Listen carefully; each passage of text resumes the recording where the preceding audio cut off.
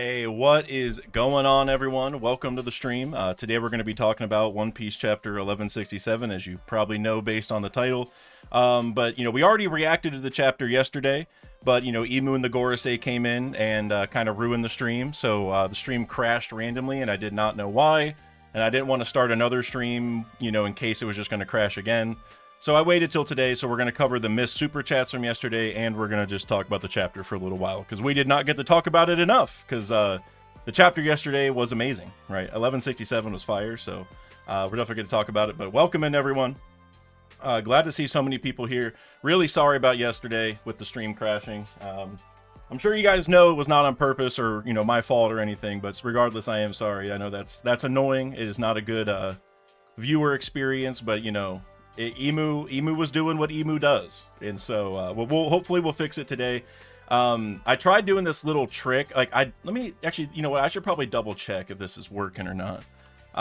Because usually, I go live on Twitch and YouTube at the same time, and because of the way I have Streamlabs set up, it's hard to only do one. But I found a trick. Okay, cool. Yeah, I'm not live on Twitch, which I'm hoping helps. That trick has helped before, so I'm not live on Twitch. So sorry if you guys like Twitch. I mean, anybody who prefers Twitch probably isn't, well, probably most of you aren't here, because you'd be on Twitch, so you wouldn't be hearing me right now.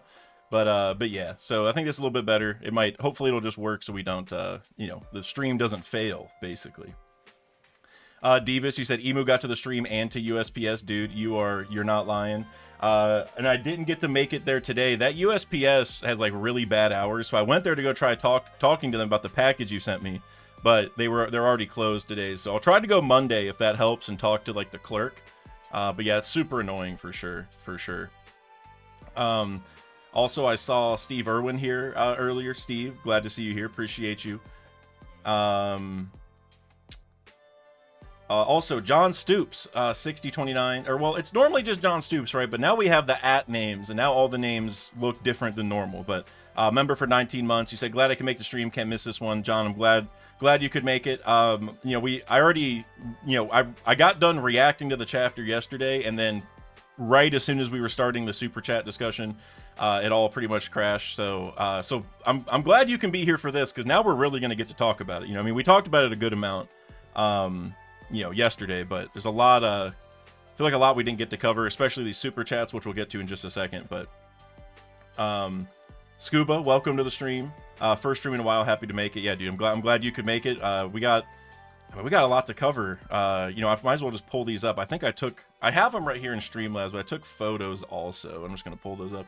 By the way, shout out to Gigi's Boxcar for the gifted memberships. Gigi, I appreciate you. You're the GOAT. W's in the chat for Gigi for sure. Appreciate you. Since I missed, hey, no problem, Gigi. Thank you very, very much. Did you have work today? I hope work was all right. If you had work, you would have maybe just finished up. Hopefully you didn't though. Hopefully you had today off.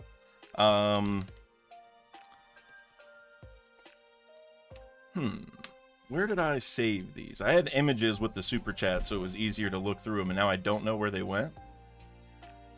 Where did they go? Maybe I can just work off Streamlabs. Maybe that'll be easier. Where did they? I know it. Oh, okay, here. Here's one of them. Well, that just... All right, cool.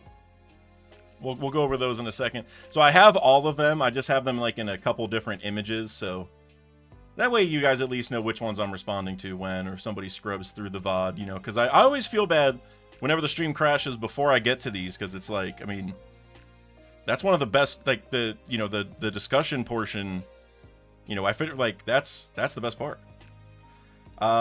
Steve, you said, how was your Thanksgiving? It was good, man. It was good. How was yours? I just hung out with the neighbors, and I actually just went over to my friends to go watch the OSU game, which, because I if you guys didn't know, I did go to Ohio State, so I am a Buckeye by trade, I guess. So, and I know it looked like they had the game wrapped up before I left. I guess I should go double check. Oh yeah, it's over. Yeah, we cooked them. So, go Buckeyes for that. Always good to beat Michigan. Pulsar, you said, sup Dak, I guess Emu didn't like the stream yesterday. No, Emu knew that I was about to reveal some things, and so unfortunately Emu crashed the stream, which Understandable. You know, if I was running the world, like if I was really trying to make sure that nobody was going to take over my spot in the world, I would definitely want to, cut the streams down before the secrets are revealed. So, um, out of context, this comment's going to seem so crazy, but Steve said I was with your mom on Thanksgiving, so it was good. Out of context, that's going to seem like the craziest thing for someone to say, but it is true because Steve is my cousin and Steve lives closer to my mom than I do. So he went to Thanksgiving with her, and I just stayed here because it's kind of far away, and I didn't feel like driving over there, but I could have. But that's good, man. I hope she's doing well. I hope you're doing well. Out of context, though, that's gonna be hilarious. That's funny. I shouldn't have even explained it. I should have just let it ride and let people come to their own conclusions. All right, here. So for these super chats, I want to figure out. Yeah. So I was here. Okay, cool. Yeah, I'm gonna start here. I see him also on Streamlabs. It's kind of easier for me to look at that than this one, but at least you guys can read this one.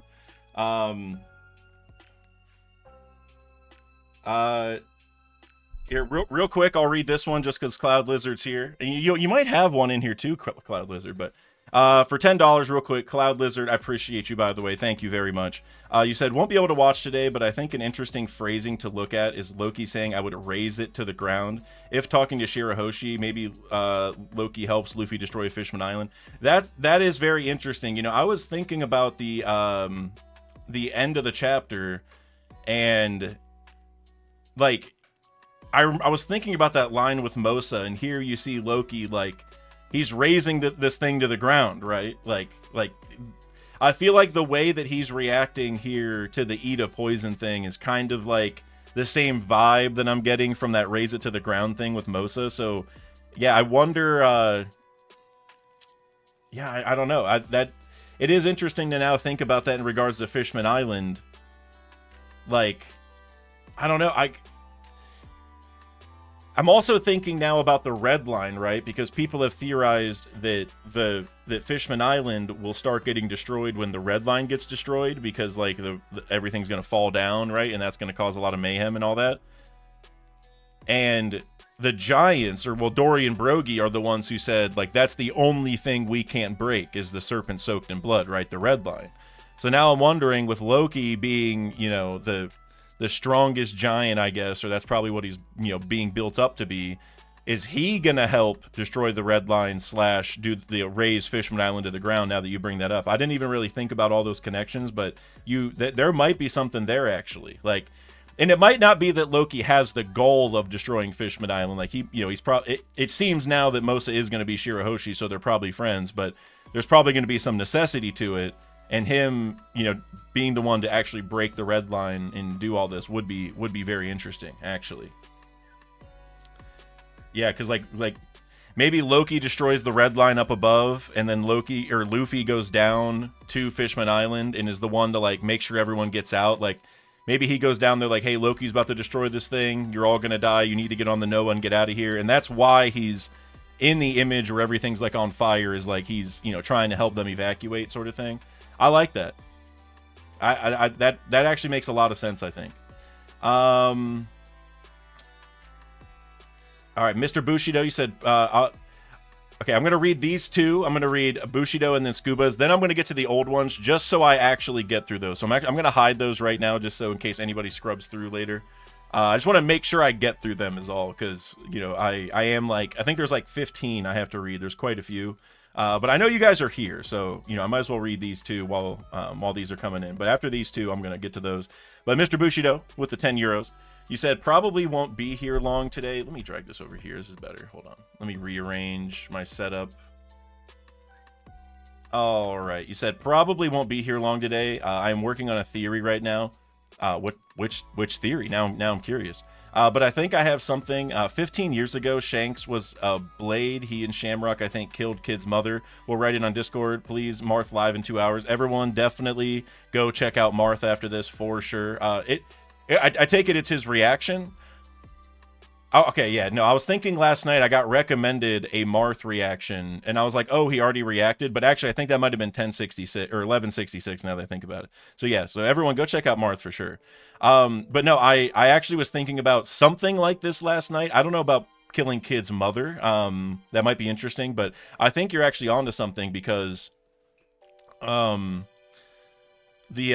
like kid would be 8 years old 15 years ago, and so if Shanks and Shamrock either like went together, or even if like just Shamrock went and, you know, kid's getting him confused, it is interesting that like kid being 8, you know, that's right around the time that Luffy was whenever oh sorry, my dog is okay, never mind, he stopped. My dog is chewing up a toy, and I just heard like a little crunch noise, but he just broke the squeaker part of it, but he's not gonna swallow it. That's what I was worried about, but he dropped it. But yeah, so kid would be 8 years old, like at the same time that Shanks is in the Holy Land, and I feel like 8, that's very close to Luffy being 7 years old, or like Robin being 8 at Ohara, or there's a lot of people who like whenever they're 7 or 8 years old, they go through something. I think Law was like 8 years old with the Flevin stuff, or roughly around there, maybe like 10, I forget. But either way, you know, it's like a right around the same age where something tragic could have happened in his life. So I think you might be onto something for sure. Cloud Lizard, you said, I agree. Thank you, Dak. Cheers, man. Have a great weekend. No problem. Also, I don't know if you saw, but I did respond to that video you did, by the way, which I actually really like that format. But I don't know if you responded or not, but just want to make sure you noticed that. But either way, appreciate you, Cloud Lizard. That it was a very interesting thought about Fishman Island.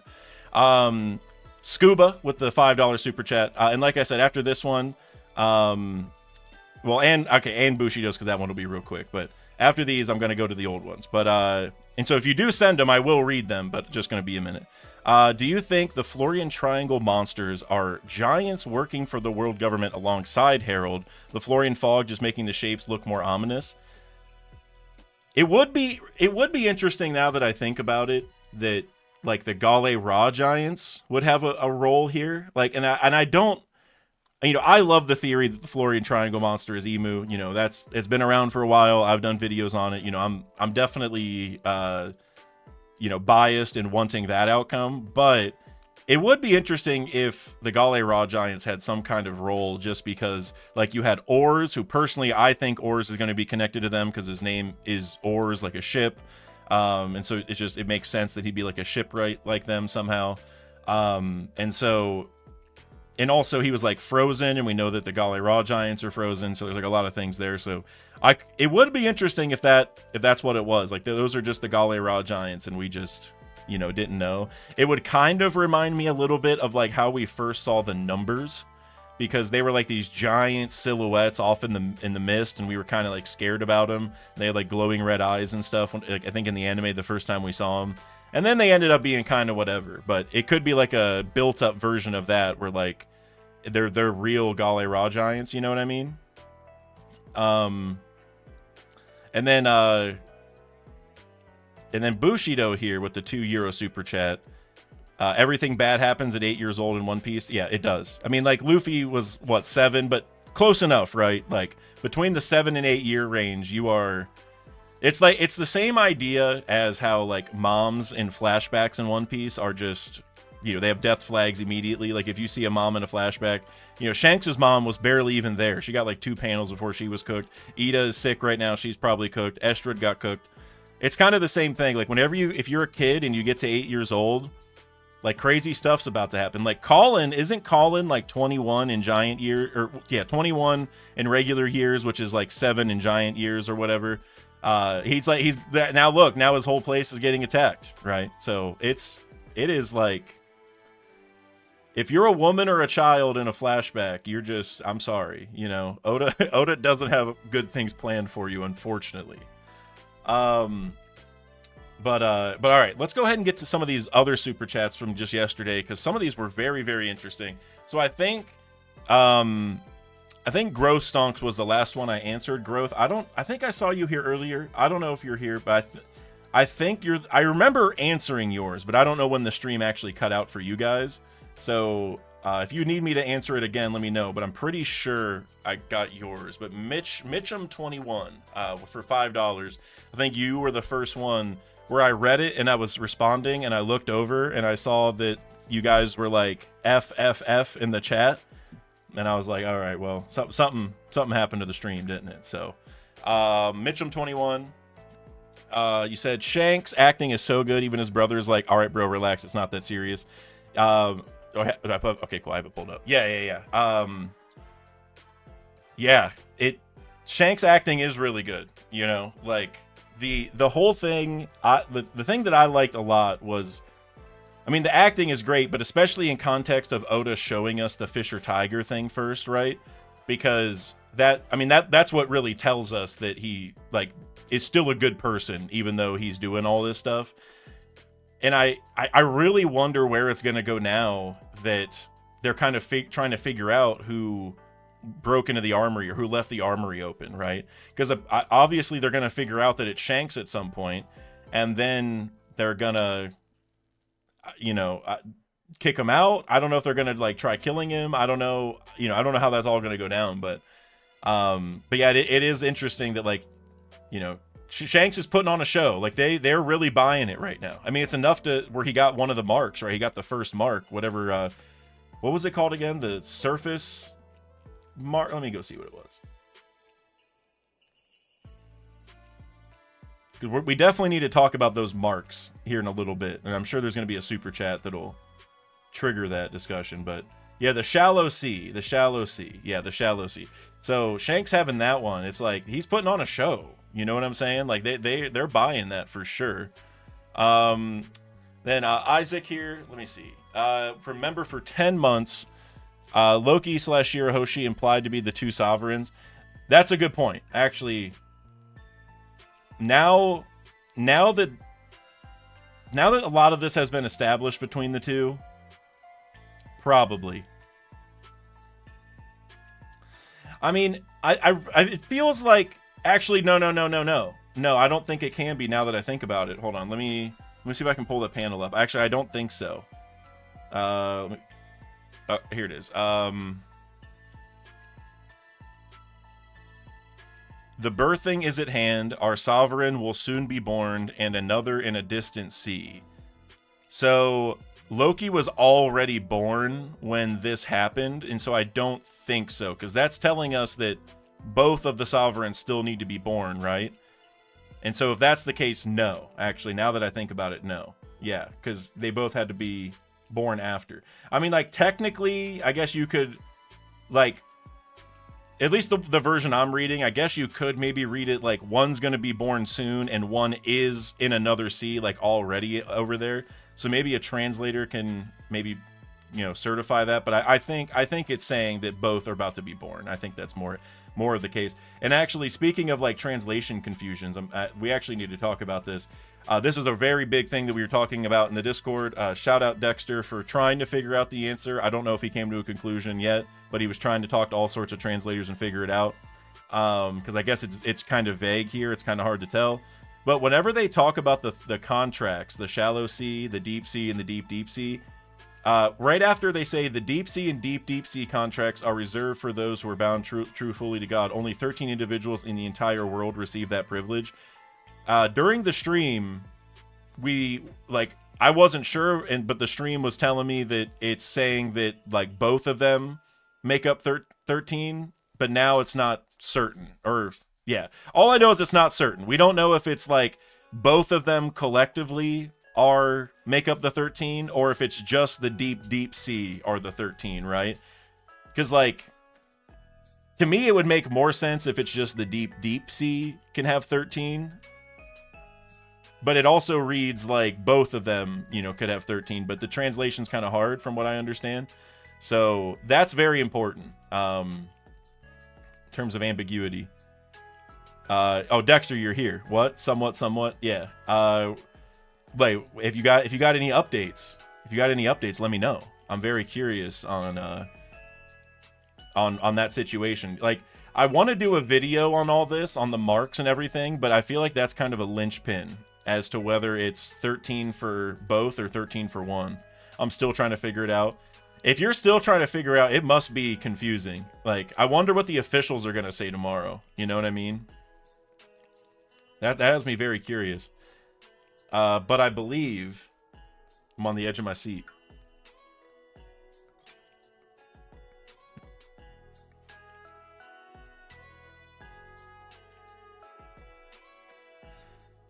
That the 13 refers to the deep sea only. Okay, interesting. Obama Snow Gaming. Obama Snow, not my favorite Pokemon, but he's pretty dope. Obama Snow's cool, man. That's a good pick. Yo Dak, I've heard some folks talking of it as the 13 being the deep sea, which would be 8 Gods Knights in the Gorosei. That's what I'm leaning towards. That situation makes the most sense to me, because in Dragon's flashback or silhouette thing for the Gods Knights, I think we saw 9, but I could definitely see the situation being like there's the 5 Gorosei, then the 8 main Gods Knights, and then 1 is maybe like a God Steel, just because you have like 1 apprentice. It's kind of like the same thing as having like an apprentice and a pirate crew, maybe. Or maybe Gunko's just a special situation, you know? But I think that would make sense to me. Also, Knack Talk, my goat, with the 5 gifted memberships. Knack, I appreciate you, brother. Thank you for stopping in. Thank you very, very much. Obama Snow. Yes, Obama Snow. That's funny. I never even thought about that. That is funny. But thank you, Knack Talk. Seriously, I appreciate you, man. Thank you. Way too kind, my friend. Yeah, I see some people saying, yeah, the deep makes more sense. That's what I think. It's the like that just context-wise, it just makes the most sense to me. It would feel weird to have collectively 13 for both groups. Like if it ended up being that it's 13 each, that would almost make more sense to me. But yeah. Anyway. Also, 11 Hawks, you said you have a Discord. I do. It should be in the description. It is in the description. We are actually like 5 people away from 1,000. So if you guys want to join the Discord, that would definitely be welcome for sure. All right, I'm going to go ahead and keep getting through these super chats just so I don't get too far behind, because I know I'm already behind. Alejandro Solis 5637, member for 24 months, 2 years, my friend. Been around even longer than that though, if I remember correctly. Hear me paying my DAC wait, you say shallow deep contract? Is that a hybrid? Wait, let me see. Let me go over to my Streamlabs. Hold on. Let me get this set up. There we go. Sorry. It was kind of hard for me to read it on the image I have here. Maybe I should enlarge it for you guys. If it's hard for me to read, it's got to be really hard for you guys. Yeah, shallow deep contract. Is that a new one? Is that a hybrid contract? Is that like the full devotion? You're the full C, you know what I'm saying? Either way, I appreciate you, man. Thank you very, very much. Nico Lakin, there's nothing there. Why is there nothing there? Wait, what are you here in the chat? What, do you know what that was? Was that, I don't know what the heck that's about. Wait, it's just empty. I just now realized that I had the image up there the whole time. I just realized, why is it blank? It's blank in Streamlabs too. I don't know. Nico Lakin, if there is anything I can answer, you let me know. I know I answered something earlier. XL Beanboy for the $5. You said, I am so over Harold's reparations arc. This guy is a bum. He's definitely reaching bum status now. Like, you know, I've been like semi defending him. Like, not, I definitely acknowledge that he's doing, you know, the wrong thing, but it's kind of like he was doing it in the hopes of helping Elbaf. But at this point, like, dude is getting the abyss marks. He's meeting the Gods Knights. He's going up here learning that there's a god ruling the world, and he's not doing anything. Then he's just going down to hang out with his friend Neptune. Like, yeah, man, he doesn't look good. I mean, and he will have, you know, a little bit of saving grace at the end. And I feel like generally, like, going out and teaming up with, you know, other countries and like trying to make things better for the past, like, that's good. But he's going way too far with it, you know what I mean? So yeah, man, I mean, I hope Oda has a really good ending for him. That's what I'll say. Like, if it ends up with like Harold really doesn't have like a, like, I don't even know what would make up for it at this point, because simply changing his mind at the end, like, no, this is a bad idea, I don't want to do this, like, just that, I feel like isn't even really enough to like move the needle. Like, he's got to do something pretty crazy to kind of make up for some of this. Not that you really even can make up for it in its entirety, but just for like us fans to kind of, you know, at least feel somewhat conflicted or somewhat emotional about the situation. Like, or about him dying at least. Like that, Oda's gonna have to put in some legwork, to set that up, I think. Rock should have told Harold about Emu, Tiny Angry Gnome says. Yeah, and that would be important context to know, right? Like, because we don't know that he did, but if we come to find out that Rox maybe told him about Emu and we just didn't know that, and we just didn't see it, then, that would like change things. It would be bad for Harold, but it would just change our like impression on it. But like the fact that Rox hasn't brought it up does give Harold like a little bit of an out where like Harold doesn't fully understand the situation. Like now he does though, is the thing. Like that's the thing. Up until this chapter, I'm like, look, Harold's been an Elbaf. He doesn't fully understand what the government is. Like he's still figuring it out. Now the dude's being told secrets that we didn't even know until this chapter, and he's still not really changing his mind. So I don't know. I also want to know, like this Shanks and Harold thing. Like it's because it's interesting that we're all saying like Harold's bad for this, and I think for good reason. But Shanks is up here and being a God's Knight, probably doing bad stuff a lot of the time. But we kind of know because he helped Fisher Tiger. Like we know he's up here for like an ulterior purpose, right? Which I love. I absolutely love that. I've always wanted that from Shanks. But I wonder if there is something here for Harold where he also understands like what if Rox's aversion to the government is making Harold curious? Like I wonder if I can get in here and help. I don't think he's doing this, but I just think it's an interesting juxtaposition where like not only is Oda building this thing with Shanks and Harold, right, where it's like Harold's like, oh, I mistook you for someone else, and now in Elbaf Shanks is like, oh, I want to go talk to Harold. Like I wonder what that discussion is going to be about. But I think it's interesting that we have these two people in the Holy Land that like we don't think really belong there, right? That we both people don't really, they're not actually that bad, or we don't think of them as that bad, but they're both up here. And I wonder if they are both here, for a better purpose and are gonna, hurt the government in the end, which I think Shanks, obviously now, he's doing the right thing and stuff. So Harold, I wonder what his situation's gonna be, All right, hold on. Next one. 25th Slayer, member for 6 months. Member for 6 months equals Shallow Sea contract for Dak. Appreciate you. Now I'm just passing out the contracts left and right. I gotta figure out what my contract like thing looks like my tattoo. Because I don't want to do the same ones Emu's got. I got to make my own Abyss tattoo things. So I gotta come up with those designs next. Maybe that's what I'll do for the member tiers, honestly. I've had it Afro Gang and Mole Gang forever, which I like those, but it would be kind of funny to do like, Shallow Sea, Deep Sea, Abyss, something playing on that for sure. I'll have to come up with some tattoo designs. All right, so I got through that chunk of them. Let me go ahead and find the next image. Okay, I know there's 3 images. Oh, there it is. All right, let me pull this one up.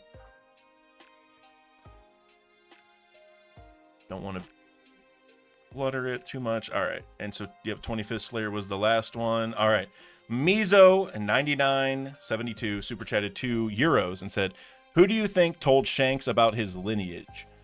That has to be the Roger thing, right? Like, I was thinking about this last night where we still don't know why Shanks cried, right, after Roger, told him something.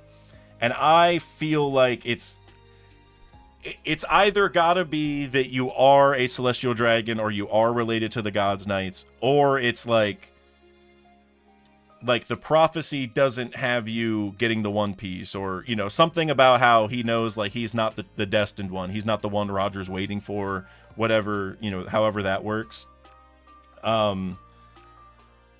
But I feel like that's what it like saying that you are the child of a God's Knight would make sense, I think. Nico Lakin, welcome. Real quick, I'm going through the super chats from yesterday. One of yours was just blank, and I don't know why. So if you know what that message was, let me know, because I didn't respond to that one. But yeah, let me know. I'm glad you pulled up. But yeah, Time Lord, do one with a mole and a crosshair. I was thinking of a mole mark. That would be a cool way to like keep the mole identity, but switch over. That'd be interesting. But yeah, about Shanks, with like who told him about his lineage. Because for Roger, think about it from his perspective of like he probably didn't know at first that Shanks was Garling's kid, but I wonder how he would have found out. Like, did Roger maybe fight Garling and Shamrock later, and he's like, wait, he looks just like Shanks, and he put 2 and 2 together maybe, and so he knew. But I think that's probably how he figured it out. Let's see, Pinnacle Rain 000 with the $2 super chat. Haradin is going to Drum Island to get Kureha. Who was it? Was it Bushido that mentioned that? I think it was Bushido who also said something like that. That would be interesting. You know, I think I said it yesterday. Like, I don't know if this is a situation quite like Kuma or like Wobani, where they have to go get like the best doctor. But I mean, like, because this guy, I mean, do we even know anything about him? He feels like it feels to me more like it's not quite the Bonnie level where they're desperate to find like the best doctor, which I feel like that's what Kureha would be. But narratively, I think it would be great if it was Kureha. You know what I mean? Because like for the Vegapunk and Bonnie thing, like if they had found Kureha there, I think that would have been awesome. Even though like Vegapunk makes a lot more sense because of like the, you know, where it went for Kuma. But like that was a situation where like it would have been kind of hype for Kureha to be the doctor who figures that out. This doesn't feel quite the same way, but you know, we got to save her. It would make sense to tie her to this island because we have that Scopper thing, the Scopper theory, where he became the Mountain Eater because he chopped down the trees at Drum Island. And so maybe there's already like this is sort of where that connection starts a little bit. So I think Kureha makes a lot of sense just from like the narrative point. It'd be cool. It'd be hype for her to do that. But here's the thing. I also am not sure if Ida's gonna live, and I really don't want Kureha to get picked up and then to not save Ida. But because if Ida was still alive and kicking, she would be in charge of the bar. But instead, it's who is it? Mato. Yeah, this person, this girl. Yeah. So I don't know if Ida's gonna make it. So I don't know. But I wouldn't like it if Kureha showed up and failed. You know what I mean? So. It would be kind of funny though if instead Haradin found Hiryaluk and Hiryaluk comes over here and he fails to save her. It wouldn't be funny because she's gonna die, but she might die anyway. You know what I'm saying? So if she's gonna die no matter what, it might be even funnier if they get Hiryaluk and he's like, well, I can't. This is way beyond my capabilities. You know. All right, I'm going to get through these next couple, and then I see I got one. Do we just have one super chat real quick? Okay, if I just have one, I'll do that one real quick. Vasil Vlad Ivanovici with the 10-pound super chat. I appreciate you very much for showing up. I might have one from you in this stack somewhere, maybe. I don't know. Either way, you said, don't know if anyone said this yet, but Shanks is wearing Shamrock's current day uniform. I'm glad you brought this up. Somebody mentioned this in the Discord last night, and I thought it was interesting. Does it foreshadow Shamrock's allegiance to his brother, or have we read the Prince and the Pauper all along? Yeah, So, if you guys don't know what he's talking about, whenever we see Shanks and Shamrock, like, Shanks has, like, the shirt all buttoned up, kind of like we see Shamrock and everyone right now, like, in Elbaf. But then Shamrock has his shirt opened, which is how Shanks usually has his shirt now. It's a different kind of shirt, you know, it's a different outfit in general, but Shanks usually has his shirt open, so it's kind of like there is like this there's this interesting thing, right? It's like Shamrock's wearing Shanks' uniform, Shanks is wearing Shamrock's uniform. Is like how it feels. To me, it's more of a like, I don't know if it's foreshadowing any kind of like future allegiances or anything specific with Shamrock. Personally, I think it's more just to show like Shanks is kind of playing like the teacher's pet kind of role right now in a way. Like Shamrock is kind of like a big shot, it seems like he's already up to like the deep sea contract or whatever. He seems like the way they talked about him seems like he's kind of like a prodigy of sorts or whatever. And he's also the leader of the Gods Knights now. So I don't know if this is just a way for like, it's like Shamrock is flexing in his own way. Like the way that Shanks flexes in the pirate world is the way that Shamrock's flexing here by like having his shirt open. And then as far as why it's like closed in Elbaf, I mean, he is in the cold part, and I feel like that kind of messes it up. He also has like a cloak on, so maybe once he takes that off, but I don't know. Like if he showed up in a different circumstance, maybe he would have the shirt open, I guess is what I'm getting at. But it is interesting nonetheless. I think that's a cool little Oda, you know, visual there for us to see that kind of inversion between them. But for Shanks, I think it's just saying that he's playing like, you know, he's trying to be a good boy. He's trying to be a little teacher's pet there and look the part. So that's why he looks so different. He's looking like Shamrock does now. And like I said, Shamrock's just flexing, I think. But let's see here. Mick Polestar, you say, how old is Dr. Hogback at this point? That's a good question.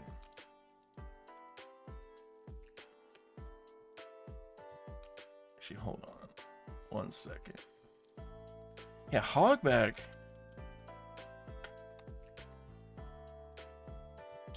He is 47 now. And so we are what? 15 years in the past, so he'd be 32. So I honestly, they find Hogback. That'd be cool. That would be very cool.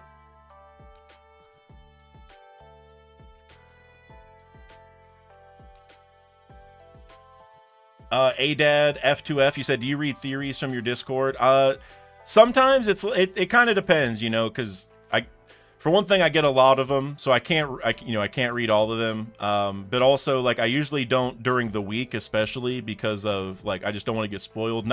We're actually really good about spoilers in the Discord. We keep it to the spoiler section pretty well. But it always just worries me for like the one-off chance somebody doesn't know, or it's not even like a malicious thing. But so I do read them sometimes. I've been really busy the last couple days though, like yesterday and today especially. And even Thanksgiving, actually. So I've been really busy this week, but I do spend a lot of time in Discord. I was talking in the Theory Zone for like an hour or two last night, but yeah. Where is the Discord invite link? If you go to the description, you should be able to click that. I think I did the permanent one. I think it still works. We still have people joining sometimes, so I think it works. Let me know if it doesn't, but it should work. Let's see here.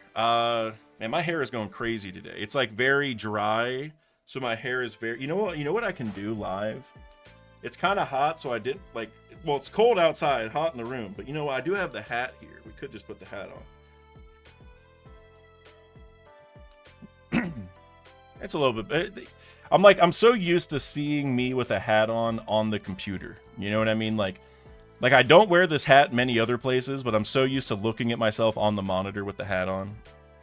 All right, Alexander Feel. Oh, no. Time Lord. I'm sorry. Yeah, Time Lord 22, member for 16 months. My guy, Time Lord. 16 months. Any chance for Garland Shanks help Ginny escape? Ooh, I love that. It wouldn't be Shanks, though, because Ginny would have escaped 12 years ago. So I guess Shanks could have still been there. I don't know, because that's when he saved Luffy, right? So, no, Shanks wouldn't have been there, right? Because didn't Ginny get taken 14 years ago and then escape 12 years ago?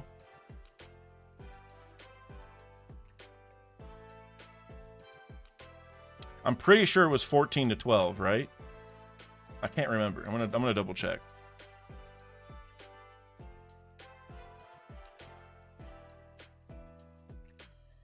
Oh no, it's 20 or no 20. Okay, no, 22 years ago she joined the Freedom Fighters. Okay, got you. Yeah, because Bonnie's 12, right? So I can just base. It doesn't even matter really when she got taken. So, yeah, so Shanks would have already been gone. So no, but I do love that idea. Yeah, I do love the idea though. Dad, you said I don't see a Discord link in your YouTube description. I just expanded it and I see it. If you just look like a couple lines down, it says join the Discord, and it's a clickable link for me. I don't maybe on mobile it's not. I'm not sure. I can click it on computer though. Alexander Fiorello with the $2 super chat. Sanji gets Conquerors, saving Gerd, and gets with her like Gabon. I'm cool with the Conquerors with Gerd part. You know, I'm definitely all about, like, you know, Sanji and Pudding eventually being together, especially after like the Kiss film reel thing right at the end of the arc.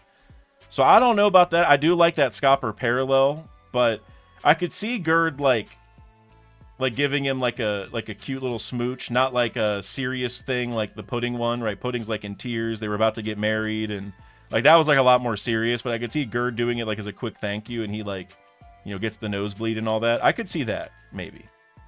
It would also probably make a lot of the other Giants jealous, which would just be like a flex for him in a way. Dexter, thank you for plugging that. Appreciate you. Let's see. And then Mr. Bushido, I got one more from you. I don't know if you're still here or not, but I've got one from you anyways. Garp saw Shanks as a God's Knight, adds to his hatred to him. That's really interesting, actually. That did not cross my mind at all. But you're right that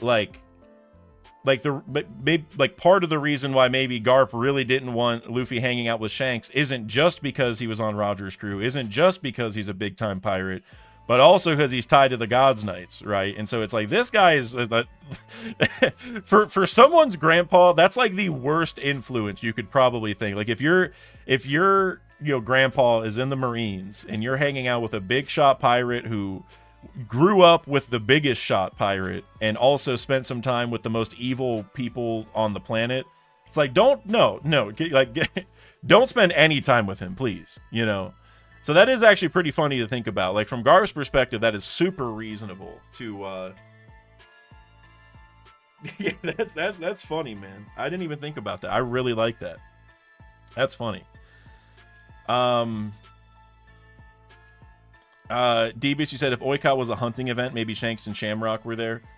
Do we know how long ago Oikot was? Well, because Nami is 20. It was 20 years ago, so no, I don't think so, because it feels like Shanks just got there. I don't even know if I have a good reason for thinking that, but I don't know if Shanks would have already been in the Holy Land, you know. So 20 years seems like a long time, because he's here 15 years ago, right? So that means he would have been there 5 years. So I don't think that works. I still like the idea that Summers was in charge of that one, because he has orange hair like Nami. You know what I mean? All right, I'm gonna go ahead and pull up this last thing of super chats so we can get these done. Except I don't even know where it is. Where to go? I thought I had it. Oh, here it is. Boop, boop. All right, this one is kind of long. If I stretch it up, will it become illegible? It helps a little bit. Alexander Fiorello with the $2 Wait, I already said that one. Sanji. Okay, sweet. And Mr. Bushido. All right, sweet. Yeah, that's right, because this was the end of it, so I just had to take the screenshot. Okay. Mr. Bushido again. God's Knights went after Whitebeard, Shanks versus Blackbeard, and Shamrock versus Whitebeard.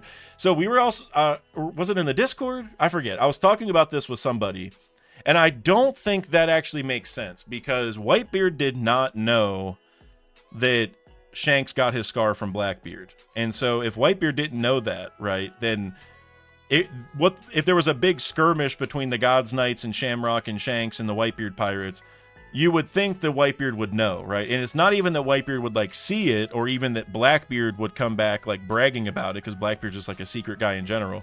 But like if there's like a big skirmish, like somebody else on the Whitebeard pirates would have noticed it, right? Like it would feel weird if there is like a big battle between all of them and Whitebeard was completely oblivious to that scar coming from one of his crewmates, right? Like that part makes me feel like Shanks and Blackbeard fought in secret. Like I don't know what it would have been. Maybe Blackbeard would have been on a mission for Whitebeard and Blackbeard just never told him that he fought Shanks. Like that feels like the most reasonable thing, at least that I've been thinking. That's like kind of my headcanon on it. Maybe I'm wrong, but I don't know if that whole thing works, you know. It would just be weird if all of that fighting happened at once and he didn't, and Whitebeard had to like be clued in on that, you know? So that's how I'm feeling about it. But And then Alexander Fiorello with the last one from yesterday. So curious to know if the road poneglyph was on Fishman Island when Harold visited. Maybe something to do with Elbaf? How did they carry it to the surface?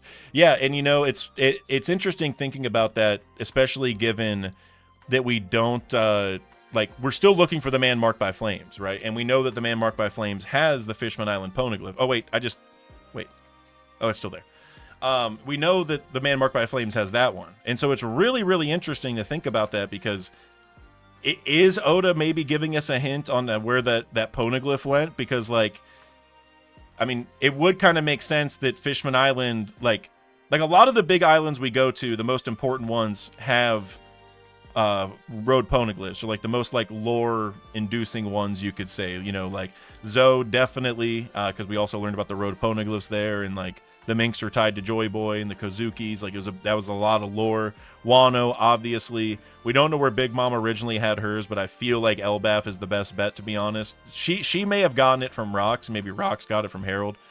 But since we're looking for the Fishman Island one, and we're here in Elbaf, it would kind of make sense to bring that one here and just have it involved in some way. So maybe there is a whole story here with the Giants and the Fishmen that's gonna lead to that.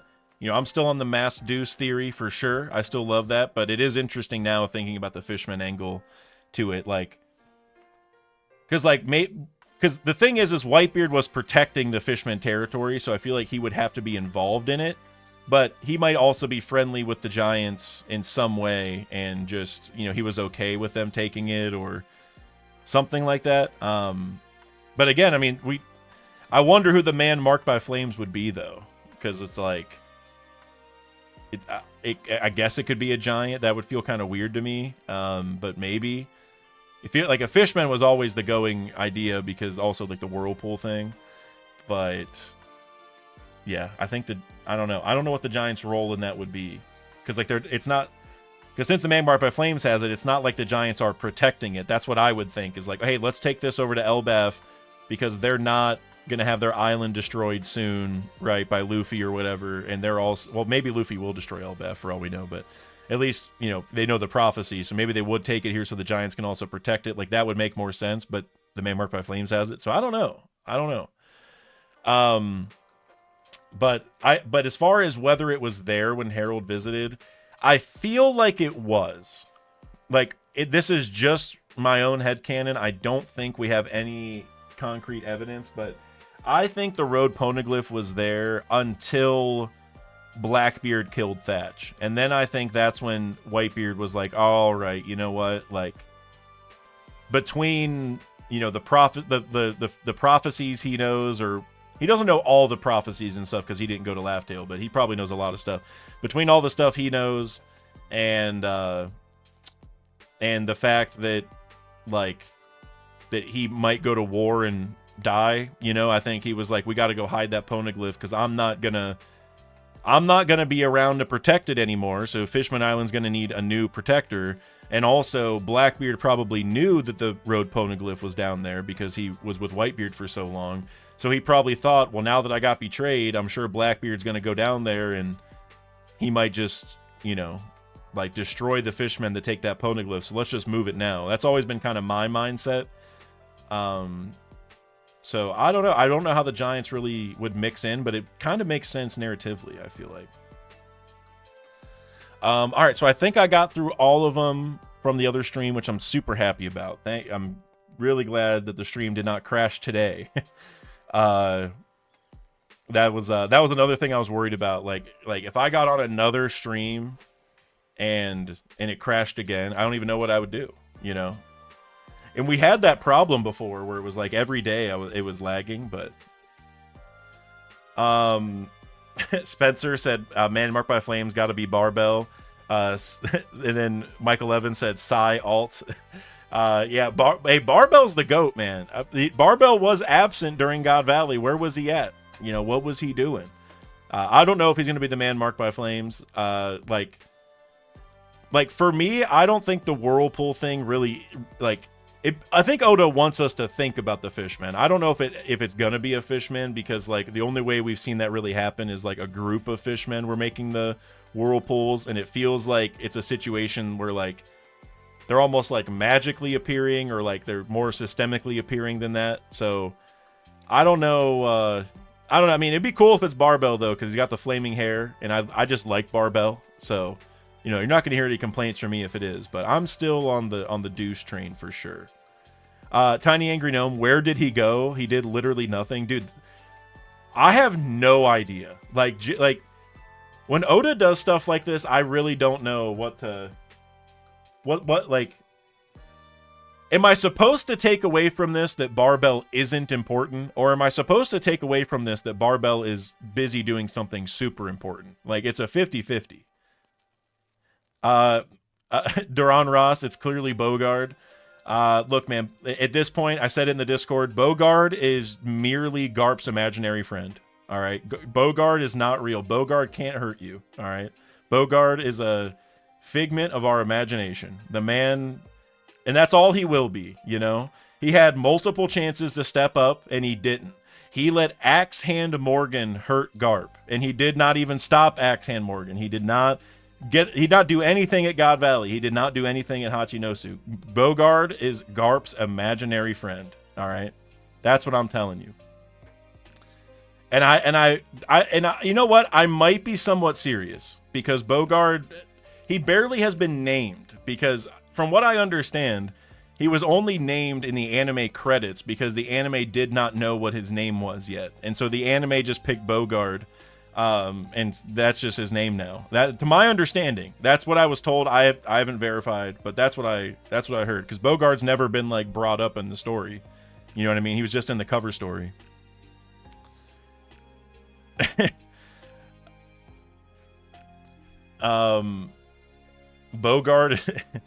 Bogard is Dragon's pseudonym and disguise.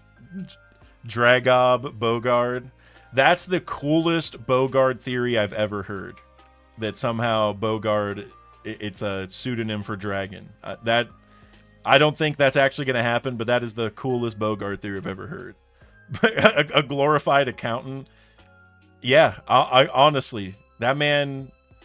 Because all that man does is cash checks. He doesn't do anything else. He gets paid the big bucks to be Garp's right-hand man, and he just trains new recruits. But he gets all the love of being the right-hand man of the legendary hero, you know? Bogard is Akainu's father. Oh my god. Now, why are we talking about so many theories about a man who barely exists? Like I said, he is Garp's imaginary friend. You know, like those, remember in Egghead how there was the holograms? That's basically what Bogard is. Garp visited Vegapunk, and he was like, man, you know what? I need a friend. And he's like, I got you. Here's Bogard. And that's it. three user of off-screen hockey. Bogard, Blackbeard, and who else has amazing off-screen aura or hockey or whatever? Who else? There's probably someone else who's the off-screen master. I don't know. All these guys are just doing all their work when we don't see it. That's apparently the story. Rox, honestly, a little bit, because like who have we seen Rox fight? Like, he cut down Loki a couple times as a child, which isn't impressive. The Davy back fights or whatever. I mean, needing Garp, you know, I guess he got beefed up with demon form. So his only fights are really with Harold, right? Mainly. Shiki too, yeah, Shiki. I mean, he fought against. We didn't really see it, but he fought against Sengoku and Garp together, and like they had to work together to take him down, and they destroyed half of Marineford. So there's like a little bit. Bogard is a failed dragon clone Garp commissioned from Vegapunk. Oh my gosh. I didn't know you guys had this many Bogard theories stored away. Damn. Like I said, Bogard, he's not... But in all seriousness, if Oda did not have him help Garp at Hachinosu and did not have him help Garp at God Valley or help anybody at God Valley, he didn't even do anything. We just saw him jump off the ship. Oda has no plans for that man, I'm telling you. Like, the coolest thing that Bogard can do at this point is like die saving Kobe, and then it's like you know, like a send off, like, you know, I trained you, you need to go fulfill my dream or whatever. That's Bogart's best angle at this point, is dying for Kobe, in my opinion. He even dying for Helmeppo. Also, you guys, yeah, Mihawk's another off-screen master. That's Mihawk, Blackbeard, and Bogart. Those are the three. Because he hasn't fought anybody really. Like, even his on-screen, you know, we saw the Vista thing, which everyone memes him for Vista. And then even the Jozu thing. Yeah, Mihawk's the third. Those are like the three leaders of the off-screen hockey team. But all right, so something else I wanted to talk about in this chapter, though, now that we're through the Super Chats, I believe I got, yeah, I don't think there's any new ones. I read Vasil Vlad Ivanovici's one. I love saying that name, by the way. Anyway, I want to talk about these contracts some more. So like we talked about earlier, we still aren't sure if the deep sea contracts are reserved just, like if the 13 amount is strictly about the deep sea ones, or if it's collectively the deep sea and deep sea. I'm gonna go with it's the deep sea that have 13, because I think that just makes more sense. And then I'm curious about these deep sea ones, like if it is 13 for those, is it that it's the 5 Gorosei plus the God's Knights, like, or because like there's 9 God's Knights, right? So is it as simple as that? Or I'm also wondering, like I don't know if the government has more in store, you know, because to me, now that we know there's 3 contracts, it would make the most sense to me that generally speaking, it's like the shallow sea are your new recruits, like your apprentices. Your deep sea ones are like probably your God's Knights, like your mainline, like main people. And then the deep sea ones would be your Gorosei or maybe your God's Knight, like leaders. But since there's 13, maybe it is just all the God's Knights, but that would mean that all the, like, most of the God's Knights and the Gorosei all have like the same abilities.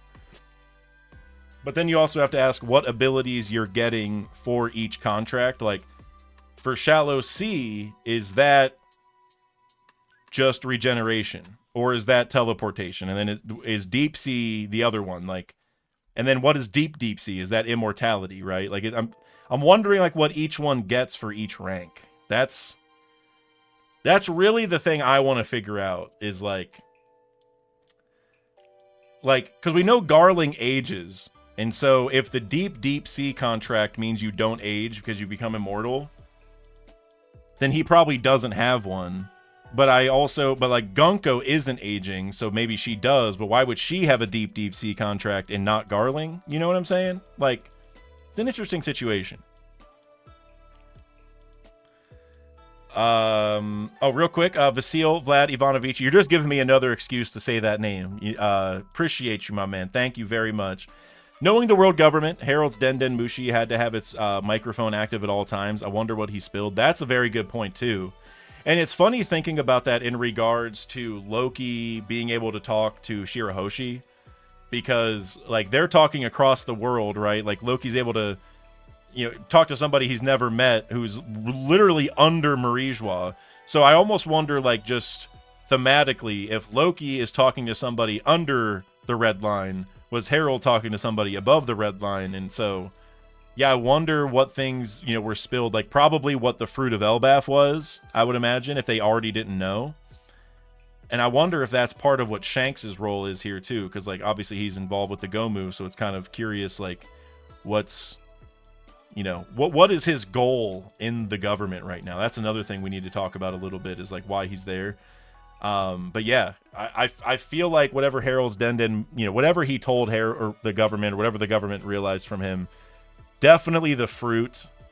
I mean, they probably already know about the Harley techs, I would imagine. So I don't know if, like, there's anything there that, like, that would be new to them. Like, they know the history, but the devil fruit, I feel like, could be one thing for sure. Or even, like, Harold's, like, ongoings with the other countries would also be important for them to know, because it's like they want Harold to be more peaceful or cooperative, right? So maybe they're keeping tabs on that and stuff like that. But yeah, the fruit's got to be the big thing. Will of Dreams, you said deep transformations into a huge beast. That's another thing that I'm thinking is the deep sea contract gives you a zone transformation, like a yokai transformation. You're literally contracted with like a specific demon of some sort, right? But also like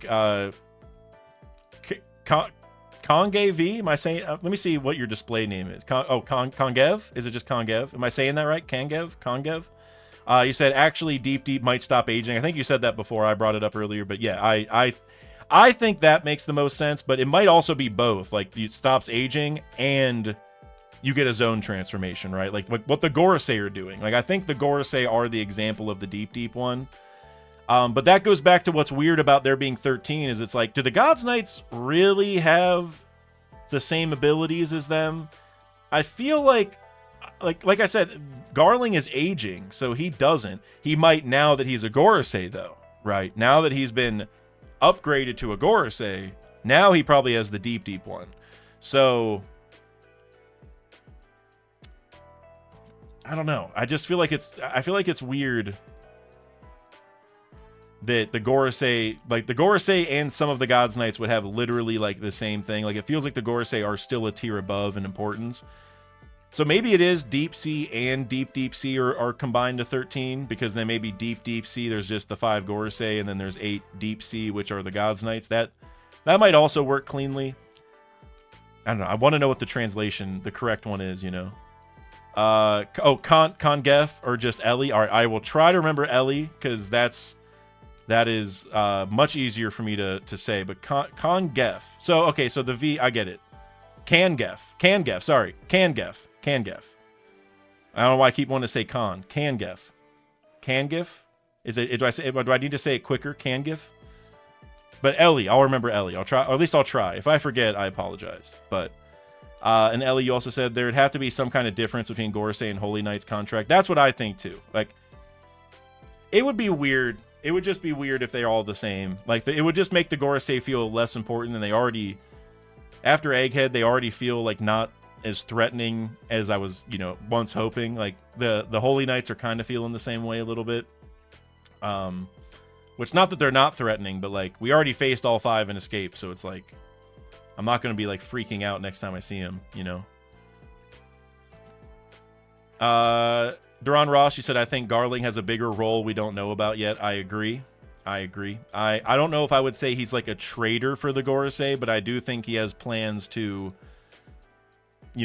change some things. Like, maybe he wants to become the full leader. Like, he has a plan to take out Emu, and then he's going to tell the Gorosei, like, now I'm in charge. Like, he is a traitor, but not like to the whole cause. He just has like a selfish endeavor here, right? He likes the world government existing. He wants to be the leader. I could see something like that. Or maybe he just wants changes in terms of like they aren't evil enough, right? Like, you guys are too soft.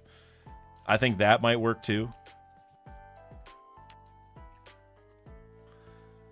Garling wanted a yokai form too. Yeah, that's part of it. I think and the immortality if that comes with it, right? Because he's aging. That's like the thing that always confuses me is that Gunko is not aging, but Garling is, and Garling should be like a higher rank. No, I think you and I talked about this in the Discord, but like it could be that Garling being like the leader or like the head of the Gods Knights, like because of what happened at God Valley, maybe he got punished by not getting the immortality, but the other ones did. Maybe something like that. It would still feel weird because he did kill Rock still, and he is like built up to be. I mean, he was the Supreme Commander still, so it's like, I don't know. It would just be weird to like not give him the immortality, but still give him all these, important roles and stuff. Like, you'd almost rather one of your best soldiers to be immortal in that sense. So I could go. I don't know. I think it's kind of confusing.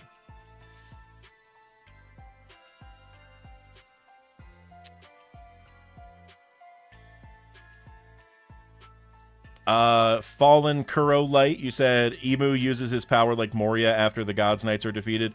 Yeah, I think that's definitely happening because we've already seen Emu like take over, Gunko and Saturn and stuff. I think we're definitely going to see a scenario where Emu takes over all of them. I did a video on this a while ago with like as Charlos on the thumbnail. I think all the Celestial Dragons are probably going to do that.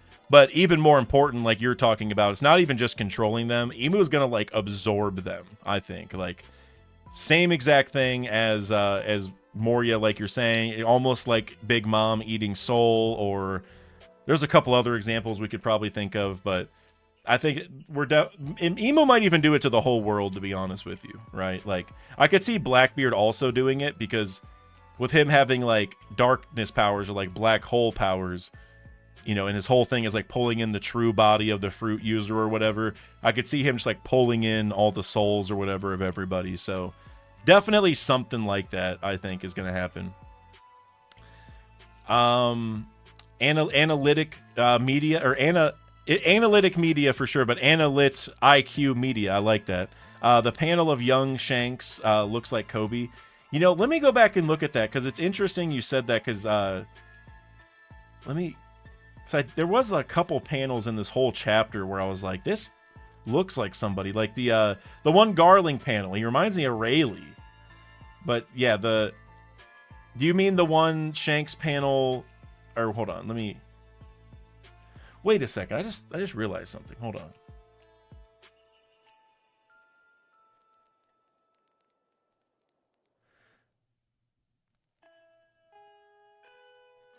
Okay, so whenever...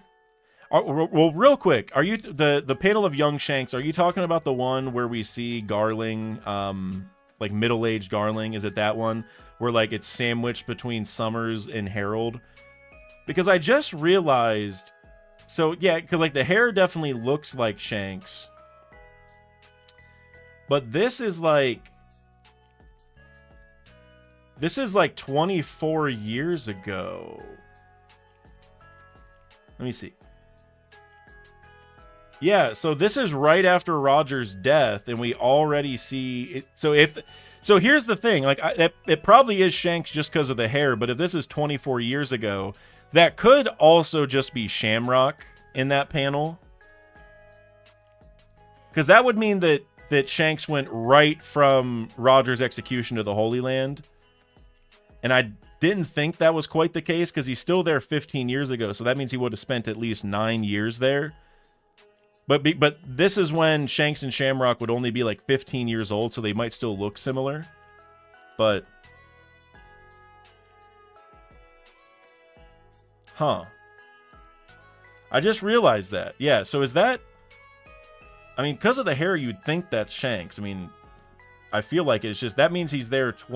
Because it says... Let me go back up here. Yeah, because they're talking about Roger's execution. During this stretch of time, Harold waited on the Navy hand and foot, and that very year, he was finally granted formal permission to visit. And then he says a shallow sea contract, so it's the same discussion. And then he walks out and he meets the Gods Knights, and then we see that who is supposed to be Shanks. So that means Shanks would have gone right to the Holy Land. That's really weird. So going back to, like, I don't know, I forget what we were talking about earlier, but people were asking if Shanks was involved in things, like, you know, a long time ago. Apparently he was there really early. Like I said, it could technically be Shamrock, because they just would have the same hair at this age, maybe. Like, they just haven't stylized, you know, their own way yet, because they're still so young. But I don't know. Garling introduces Shanks later in the chapter. Let me go check. That would help. Because does he... Let me see. Yeah, his name is Shanks. There's someone I want to introduce you to, yeah. They were separated a long time ago. He suffered many hardships. Okay, yeah, so it is Shamrock. Okay, cool. Good. I prefer that. I definitely prefer that. It looks just like Shanks, though, because of the hair, but that's got to be Shamrock. Yeah, that's got to be. Would Loki's bandages be considered an eye patch?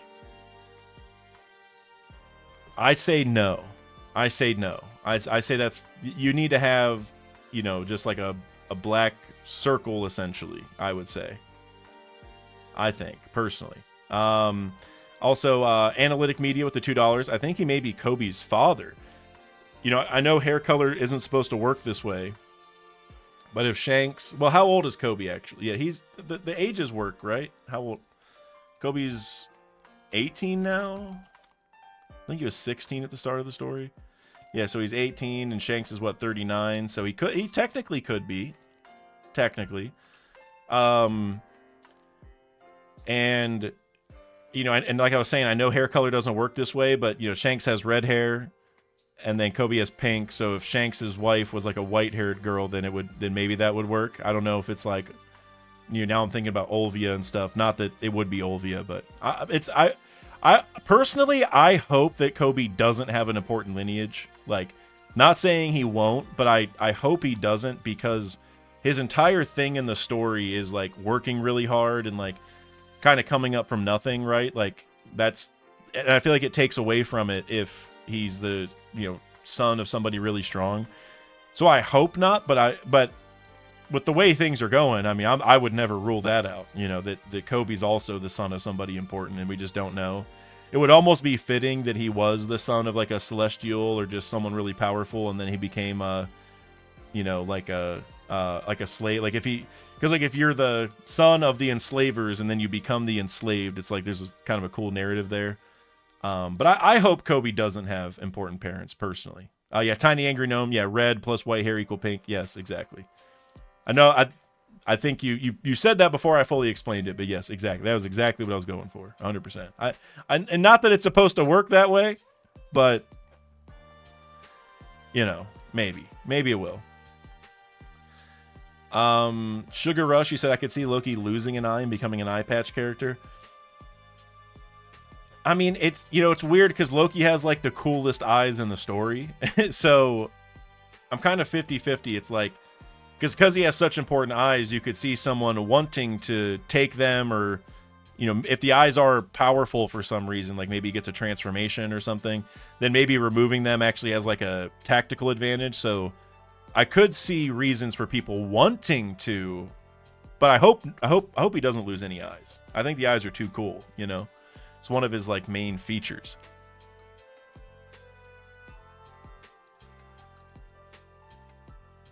Palm Primus, you said, what if Shamrock gave Whitebeard that scar since Figarland did nothing to Whitebeard on God Valley? You know, it's like, you know, it could be. Personally, like, I'm not going to rule out anything, but like, I still think that line from Whitebeard is definitely like meant to hype up Roger. Could Oda kind of retcon it in a way? It's not like a full retcon, but like, we were definitely meant to believe it was Roger at the time.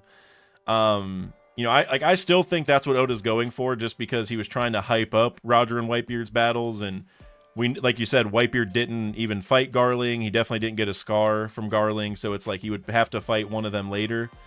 And I mean, like, it could be, you know, I'm not going to completely rule it out, but I'm still thinking that that's just going to be Roger, and it's like Oda's kind of hyping us up on it. Because so Whitebeard also didn't have any scars he had a scar. I can't remember. He didn't have a scar at Wano, right? But he did later. I can't remember. But, you know, with him and Roger being rivals, I think like it would be cooler for that. But maybe he did. And you know, the fact that Garling didn't even touch him during God Valley would be like, I don't know. That would just be the place for them to have done something, right? Like that. It feels like Oda, since we don't have any like, at least that I can think of, any foreshadowings for like a major clash between the Gods Knights and Whitebeard.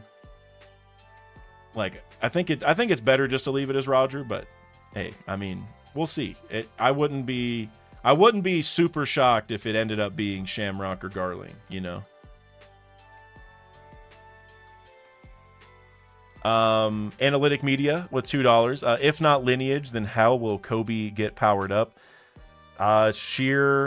Sheer willpower and, you know, hard work. Like, I hate to chalk it up to like the quintessential, you know, kind of typical endings in shonen, you know, tropes, but like that seems to be Kobe's angle. Like, most people, I don't know if that really works. Like, we obviously have Devil Fruit Awakenings for people, which Kobe doesn't have one. I don't think he will get one. And so, you know, we have all these other ways for people to power up that are cool. But for Kobe, like his whole thing is like working hard, right? Like caring about people, working hard, and coming up from nothing. Like that's his whole story. So like for him specifically, I think he can get away with the somewhat like corny, power of will kind of thing. A lot of other people are going to need some other tricks, but for Kobe, I think we're talking just sheer willpower. He'll be Battleship Bags. Thank you, Gnome and Ellie. Yes, exactly. Battleship Bags. What's a step up from Battleship Bags, right? Because now Kobe's leveled up now. Kobe's some real talk now. Kobe will be Garp 2.0, Advanced Conquerors, Hockey, Honest Fist. Look, man, it's Kobe's got some stuff to surpass Garp coming, And as for the Battleship Bags, like what's bigger than like a battleship, like a aircraft carrier bags, Island bags. Yeah, there you go, Island bags. That's good. Red line bag. Now we're talking. Now we're really talking. Red line bag, Pluton bag. I don't even know. Wapo metal bag.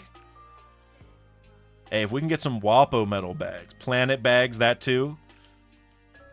Look, next time we see, so Kobe, okay, so last time we saw him, he was in the hospital healing up. So next time we see Kobe, he better be training. You know what I mean? He better be hitting. We better, like, I think it'd be honestly really, really cool if we saw him hitting the battleship bags, but he was like putting massive dents in them, so we understood like, okay, he's on a crazy level now, like, because like we saw Garp doing the same thing. And so I think it'd be cool if we saw that, and then we literally, maybe Kobe thinks I need something bigger, and then he starts training on a mountain or the red line or whatever.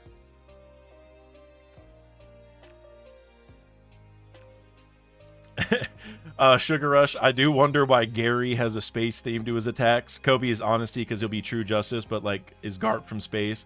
I love that you put Gary. I know you meant Garp, but that's so funny you put Gary. I'm thinking about Gary from SpongeBob now. Gary has a space theme to his attacks. I don't know. Like in my in the mass video that I did a couple weeks ago, I talked a little bit about, like, it's interesting that Oda had Garp involved in that mass discussion because, like, that's like a physics term, like a science thing, like with, black holes tie into it. So it's like interesting that he has, these space attacks that like look like nukes, and there's like a lot of like just kind of science connections there. But I don't think that like fully explains it, right? I don't know why he has a space theme, to be honest. Like, now if we were going to go into like a really deep theory rabbit hole, though, now that you got me thinking,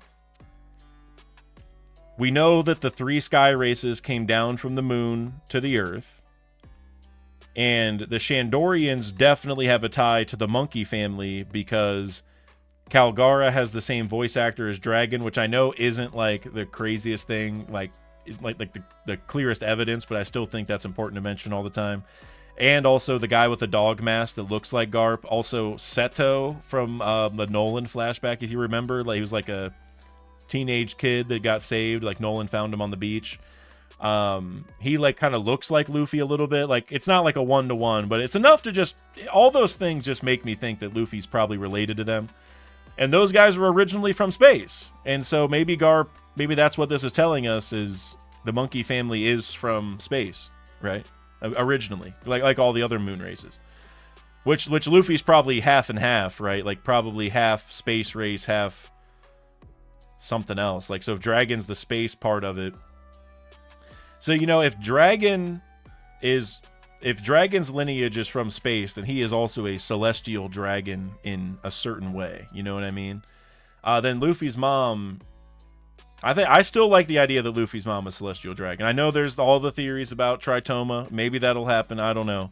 The fact that we didn't see Tritoma much more in this flashback, especially like pull up at God Valley to help Dragon, that was like the big theory where I was like, you know what? If Tritoma is going to be Luffy's mom, we're going to find out during this flashback because she's going to come and get Dragon off the island and protect him. But we didn't see that, so it's still possible. But I don't think Tritoma's going to happen. I still like the Celestial Dragon idea the most.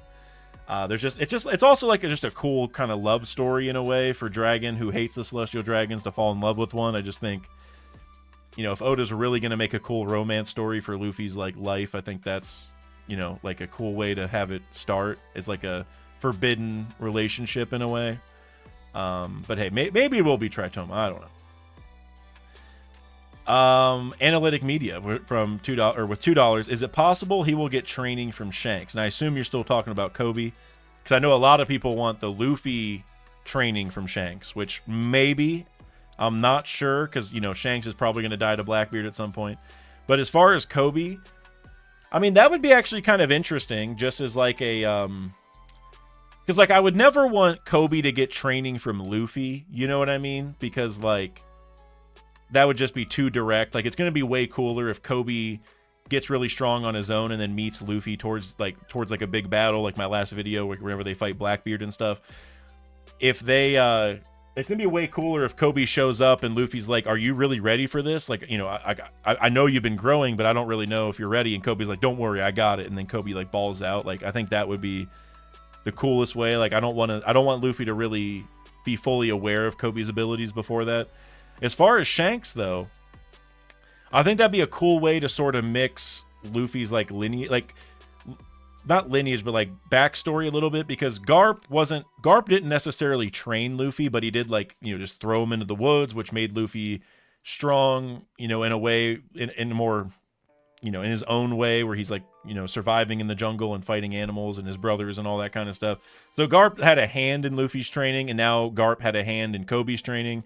And Shanks didn't really train Luffy either, but he obviously inspired him. So Shanks somehow just taught Kobe something. I don't know if he would train him, but if he was able to, like, maybe it's just a thing where, because Kobe and Shanks already have that connection from Marineford a little bit, right? Where it's like, young Marine, you did a great job. Like, that second of bravery saved the world, or whatever it was. There could be a moment where maybe Kobe does something like impressive, and Shanks is like, dang, kid, you really know how to use that Conqueror's Haki. I haven't seen someone use it like that since this time. And maybe that just inspires Kobe to be like, whoa, like, he's complimenting it. I was using Conquerors. I didn't even know. Like, so I don't know if he would train him, but I could see that, like, in its inspiration, just like a one-off moment, kind of, to just build him up a little bit more, you know? Because I think Kobe's thing is, like, he has it in him, but he needs a little bit of hype and desperation behind him. And I just feel like if Shanks is like, yo, kid, you got this, I feel like Kobe would hype him up a little bit. Like, because Garp had to tell him multiple times, like, don't worry, Kobe, like, I know you can do it. You're the future of the Marines. And Kobe's like, bro, I don't know. I've never done this. So it would be cool if Shanks built him up that way.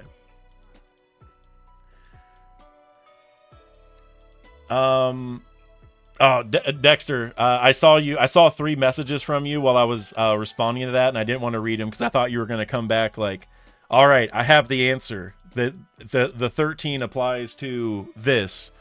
But I see you got done with other stuff, which I'm glad. I'm glad you got done with that stuff, but I see you don't have the answer yet. Or maybe you do, but you didn't say you had the answer, so all good though. All good.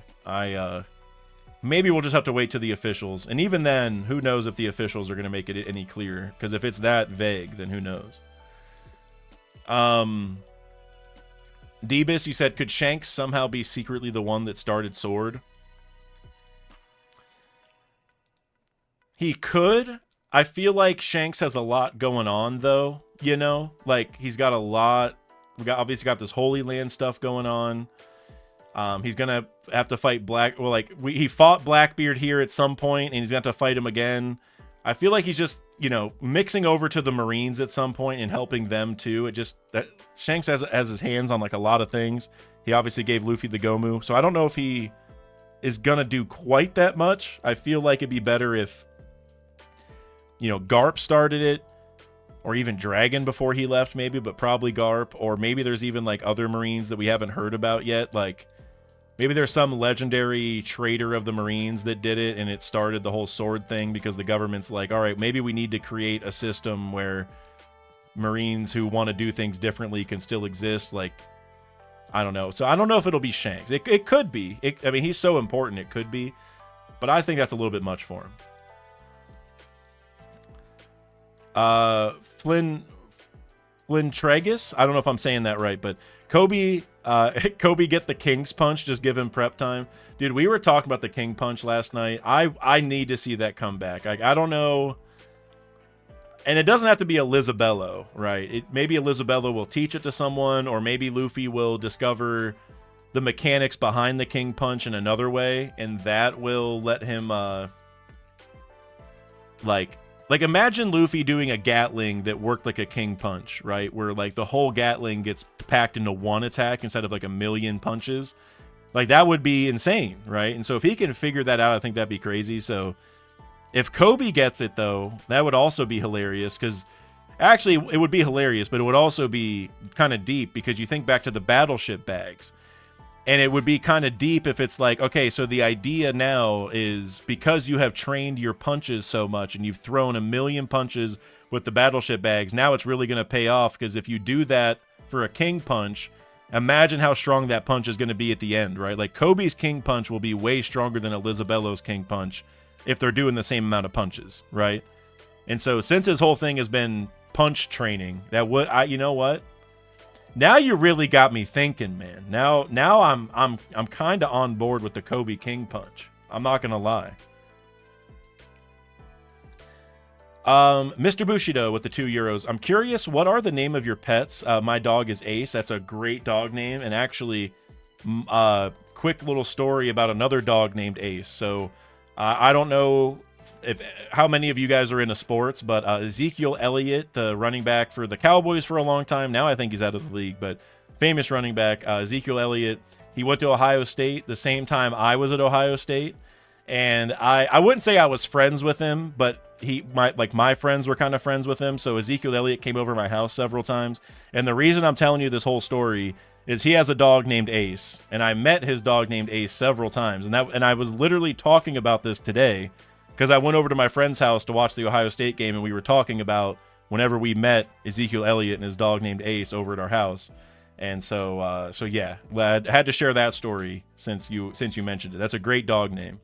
As for my pets, so I have 2 dogs. I have Ralph and Cliff. You guys have heard Cliff bark many, many times. I also have Ralph. Ralph is an Australian Shepherd. Let me see. Do I have pictures on my computer? I don't have any pictures on my computer, apparently. I mean, I do over on Discord if you go to, like, the pet section of the Discord. But, yeah, so I have a Australian Shepherd named Ralph, and then Cliff is a Bernese Mountain Dog. And then I also have 3 cats now. So we have Bella, which is the cat that I got from my grandma a few months ago. I showed her a picture of her on stream a couple times. She's doing great, by the way. She is living her best life now. I, sort of inherited her from my grandma. And then I have Jeff and Larry are my other cats. Yeah, and Jeff is actually about to turn 10. I've had him since he was a tiny little kitten. We found him as a stray kitten outside in the rain about 10 years ago, which I just think is insane. So yeah, we got a lot of pets at the crib. A lot of hair to clean up also. That's a whole weekend thing every weekend, man. So many pets. Yeah, Spencer, Jeff and Larry. Those are my boys. I got Jeff, Larry, Ralph, Cliff, and then Bella. I picked Bella. I didn't name Bella, but the other ones I named, and they're very like human names. You know, Cliff is a little like Cliff is a human name, but not a very common one. Mainly, you think of Clifford the Big Red Dog, right? So, but either way, they're pretty normal human names. And Jeff's real name is actually Jefferson. It's not Jeffrey. He's very regal. He's like, I mean, obviously I'm biased, but I think he's like the coolest cat ever. Jeff is like, I didn't like cats, and we rescued him from outside, and he was just so awesome. I was like, you know what, guys, I'll take him. I was allergic to him, but I was like, screw it, we're gonna keep him.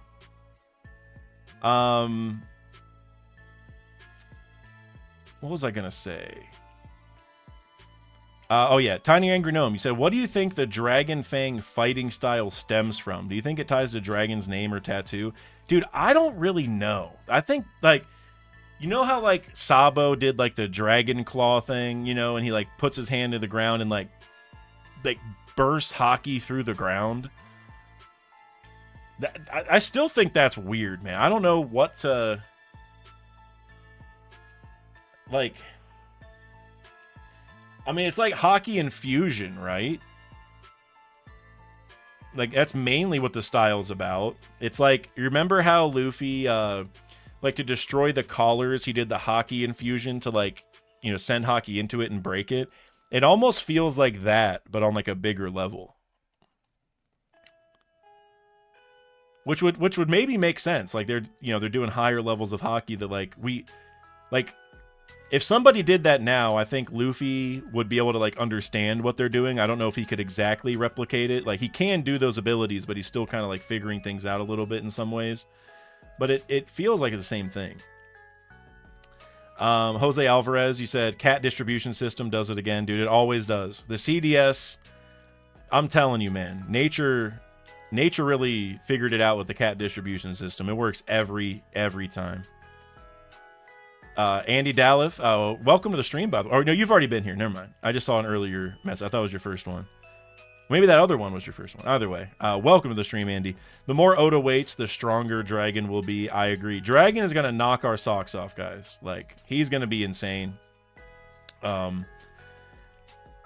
feel like he's probably involved in the Holy Land at this point. That's like something else I was going to bring up. I feel like now with all this stuff we built up, I feel like the Holy Land is about to be like... It's probably going to be Shanks and Dragon and Blackbeard. I like in some way, shape, or form, you know.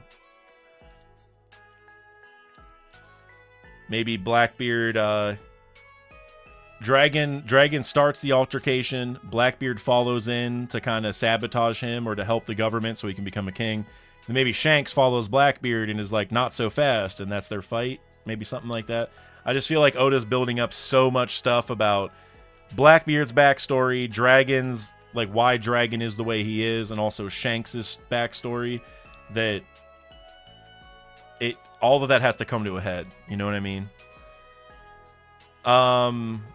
Tony Lamar, you said O State for the win. Yes, sir. Yes, sir. We'd finally beat Michigan. Well, I think they had, what, a 5-game win streak, but cooked them today. Absolutely cooked them. Now we got to play Indiana next week, right?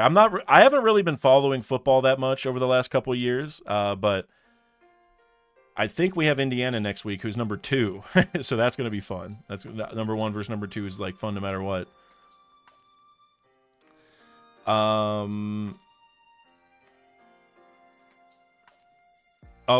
Duran Ross, you said Bears are winning.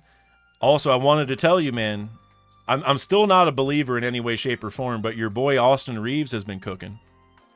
You know, he's been on another level lately, man.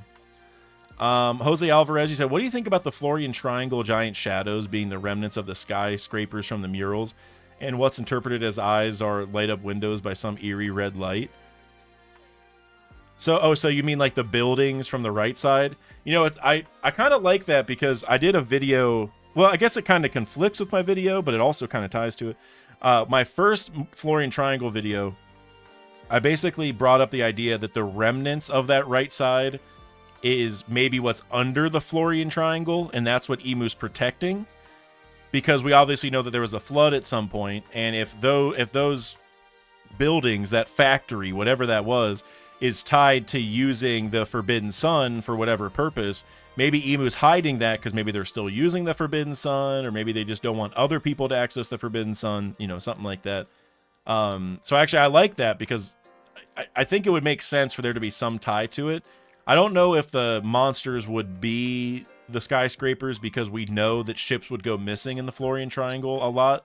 So since ships would go missing in the Florian Triangle, that tells me the monster is definitely real. You know, stuff's definitely going on over there.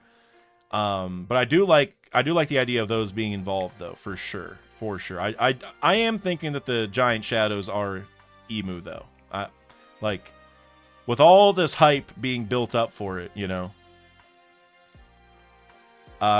Duran Ross, yep, he's the GOAT. Yeah, look, man, he's been cooking. I can't deny when he's cooking, but we'll see, man. It's, you know, it's a lot easier to cook when you got chefs like Luka and LeBron next to you. You know what I mean? He's getting the third defender most of the time.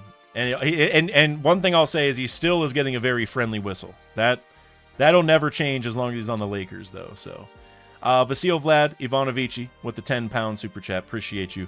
Headcanon, the Revs will free the slaves in Marijois. In anger, the slaves will take revenge on the children too, forcing the Revs to defend the Celestial Dragons, the world turning upside down. That's interesting. You know, I like that angle because what I've heard some people say, not like in this direct of a way, but this is like the feeling I get, is like the Celestial Dragons, or no, that's the Revolutionary Army, I mean, is going to go like wreak havoc in the Holy Land and like try to take everybody out. You know what I mean? Like that's why it's all on fire, is like they're just waging war against everyone. And so even including the children, maybe the revolutionaries are just trying to wipe them out or whatever. And I've always thought, like, the Revs aren't, like, evil, right? Like, I think they get that the kids aren't really culprits in this whole thing. And so I like your angle more, that the revolutionaries are going to go free the slaves and maybe hurt some regular Celestial Dragons. Like, if they're adults and stuff, I mean, screw them. Like, they're evil. But I like this idea that the slaves actually go and hurt the kids. It's not that the Revs are going in just guns blazing, hurting everybody.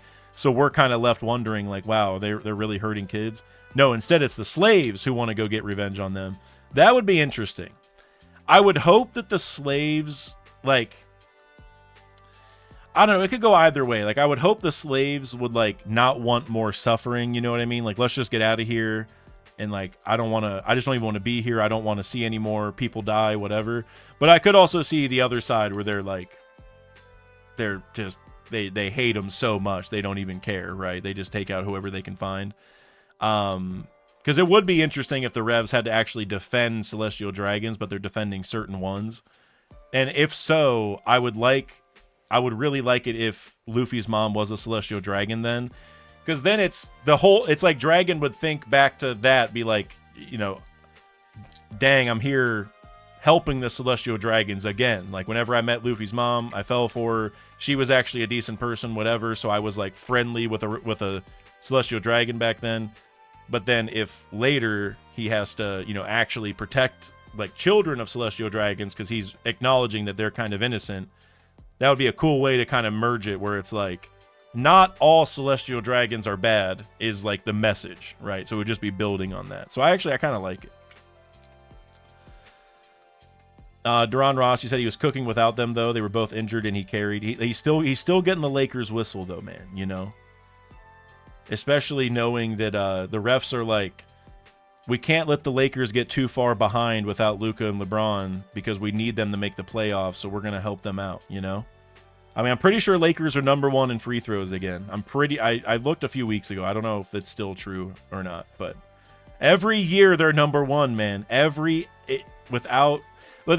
Sometimes they're not number 1 in total free throws attempted, but they're always number 1 in the gap in free throws attempted. Like, how many more they take than their opponents. Like, every single year they're number 1. It's kind of crazy. Why did the Shadows in the Florian Triangle not attack Thriller Bark? Because Emu was working with Moria, right? Because Moria was a warlord. So I think for Emu, it was like, oh, cool, you can go over there and hide in the Florian Triangle, and I don't have to go, you know, spend the time protecting it. I don't have to potentially reveal my form. I don't even have to be involved. You can just be over there and make sure nobody, you know, is snooping around. Because I do think there's something under it. Like, if the sea levels were to just drop entirely, I think we would see something incredibly important under there, personally. Analytic Media with the $2 super chat. You said the black prison ship that was on God Valley. Are you talking about potentially in regards to the man marked by flames? Because I've seen a couple people bring that up, like, oh, this is a black ship, like maybe that ties to it. It's also a marine ship, which ties to what Lafitte said. And I think that's a cool angle. I'm not saying that it's not going to happen, but whenever I hear like all black ship or pitch black ship or however they phrased it, I also think like the flags would be black and those marine flags were white. And so like, I know that's a small thing, but it's just like the whole is black, but I don't know if the whole thing is, because we have seen black, at least world government flags. I don't know about marine flags, maybe. But You said my earlier comment. Let me go see.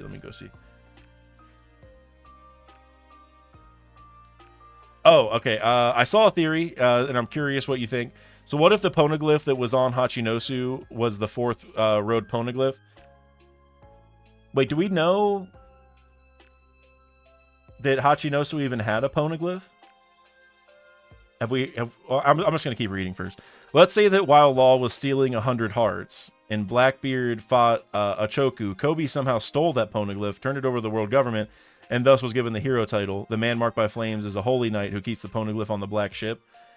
Did we know that that Hachi... I don't think like, because we know where the road poneglyph was, right? So I'm confused. Hold on.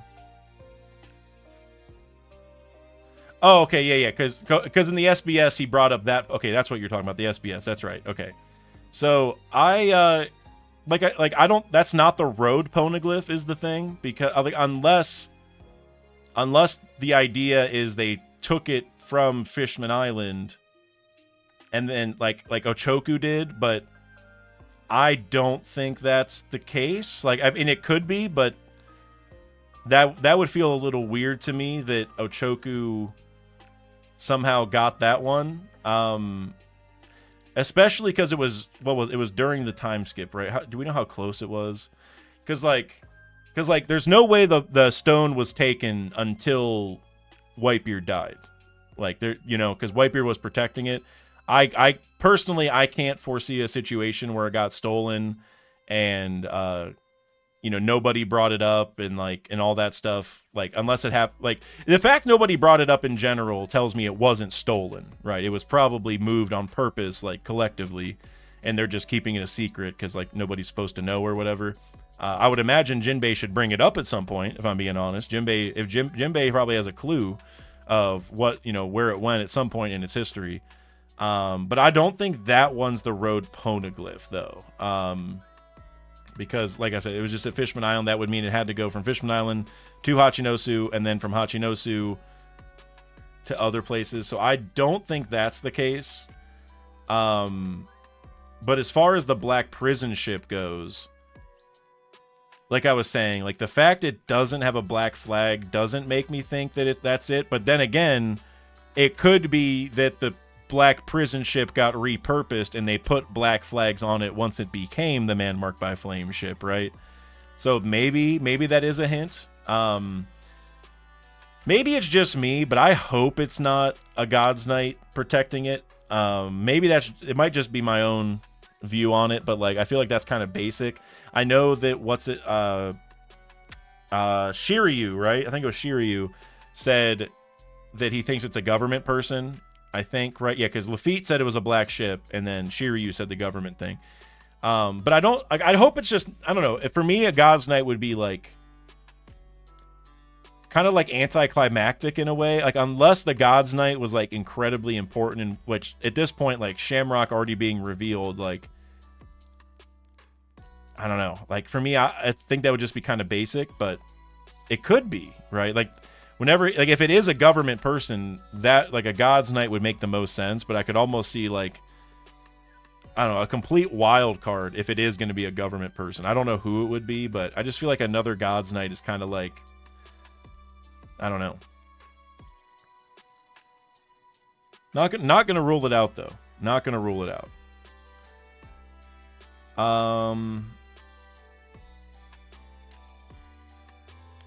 What was I gonna... Oh, there's one here I was gonna read. Where's it at?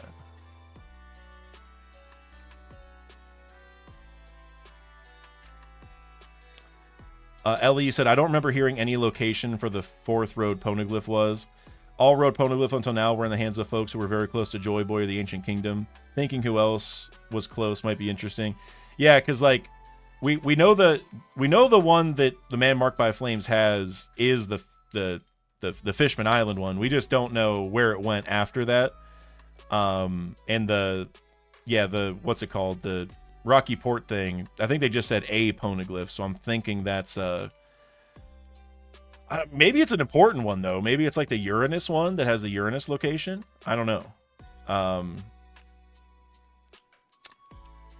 But yeah, we know it's the Fishman Island one, which is why I'm always talking about Whitebeard. I'm like, Whitebeard's not going to let that thing get taken while he's alive. It's got to, like, he's got to be a part of the plan somehow, I think. Leo Legendario, you said I still believe it's Tom-san. If it's Tom's my second favorite answer. Like, I'm still definitely team Masked Deuce for sure, but if it's Tom, that's cool. I do think Tom's alive. My problem with it being Tom is that when Oda does like fake out deaths, which I'm gonna be honest, Tom is like barely a fake out death because like he never died. We were never meant to believe he died. They literally said I'm gonna take him to Impel Down and imprison him, so like he's not dead. At least like he could be, but we never saw like a dead body or were believed, told that he was dead. But the thing about these fake out deaths, if you want to call it that, is usually Oda doesn't make them super duper important after the fake out death. Like maybe like for Pell, he might still have his role as like protecting Vivi, but he's barely been relevant. Like Kinemon, I'm sure he'll be like in the final war and stuff and like helping Momo, but I don't see him being super relevant again. Saul, like, yes, we got the nice reunion and he's relevant in the sense of like being a teacher, but he's not gonna, like, people were saying he's gonna be the man marked by flames. Similar thing, like that. I feel like that's just too big for a fake out death person, because it's like for them to survive but then have a sentimental moment afterward and it's like just a feel good thing. That kind of works. But when you have a fake out death and then the person comes back and is like incredibly important and like game breaking, then it's like, that's when like the fake out deaths kind of hit a little worse in my opinion, because it's just like, I thought this person was dead, now they're saving the day. It's not just that they're alive, but they're saving us like that, so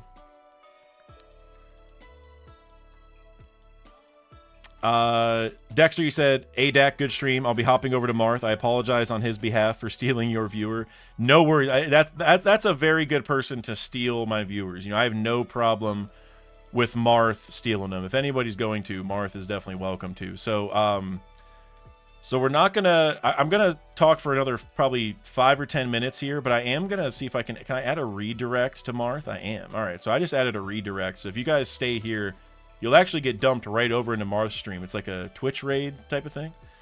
But one thing I wanted to talk about before we go is I want to talk about why Shanks went to the Holy Land. That was one thing. Like, I don't think I'm going to have time to do a video this week, at least until like the spoilers are out and stuff, so I might have to save this. But I really wanted to do a video and talk about why Shanks went there, because obviously he has his scar from Blackbeard.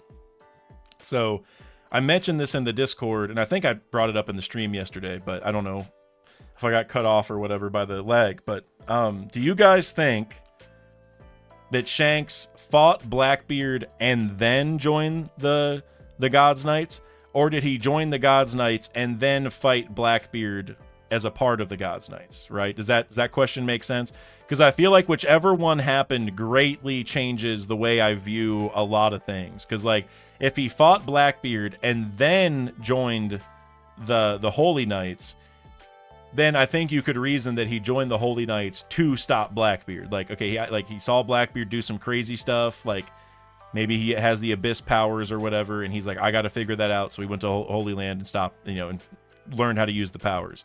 Or if he fought Blackbeard after joining, then that means that there might have been some operation, like we were talking earlier about fighting Whitebeard's crew.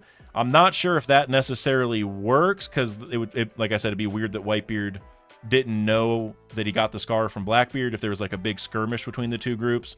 But that's what that would mean if he got the scar after, is like he did fight Blackbeard while being a God's Knight. And I think that's also interesting thematically, because it's like Shanks is hunting the Davies again, right? He's like living, he's following in his pop's footsteps in a way by hunting the Davy. Maybe that was like a task he had to do to join the God's Knights. I don't know. But I think that question is very interesting. Willow Dreams, you said before. Shanks fought Blackbeard before the Knights. That's what I was hoping everybody would say.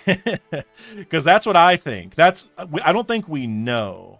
Like, maybe you could read, like, into this, where's it at? Whenever, I think it's Garling here is saying, he suffered many hardships in the surface world. You could you could maybe read it like maybe the hardship was that he fought somebody and got hurt really bad, and that's maybe part of why he came up here. Like they feel bad for him because like, oh well, yeah, let's go ahead and get you that regeneration so you don't get cooked like that again, you know. And that might honestly be part of this too. Is like, if the first contract, what was it, the Shallow Sea? If the Shallow Sea contract gives you regeneration, then it's kind of then that tells us that he fought Blackbeard before this because he would have regenerated that scar, right? He would have just healed instead of needing the bandage and stuff. So I do feel like he fought him before at least getting the mark. But yeah, it makes me think that the entire reason Shanks went up here was to figure out how to beat Blackbeard. Like that, I think that would be a very cool plot line where like that just became part of his goal. Like, I don't know what would have happened with Blackbeard to really like, you know, like start this whole rivalry between them, but I think it's very interesting either way. Analytic Media with $2. Do you think we'll see Mihawk during the flashback? If you would have asked me this question like halfway through the last chapter, I would have said yes. But like,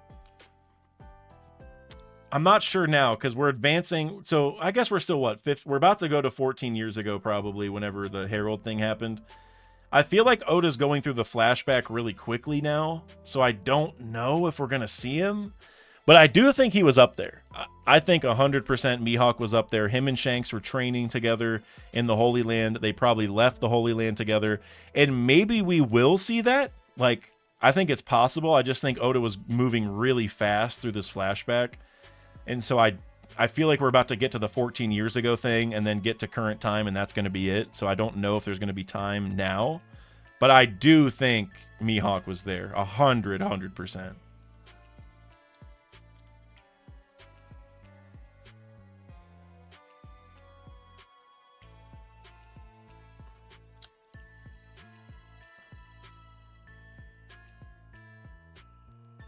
Andy, you said, I would think he fought him after, as the timing would be closer to when Ace joined Whitebeard. You mean Shanks and Blackbeard fighting closer to when Ace joined? Ace didn't join until like a long time after that, right? Like,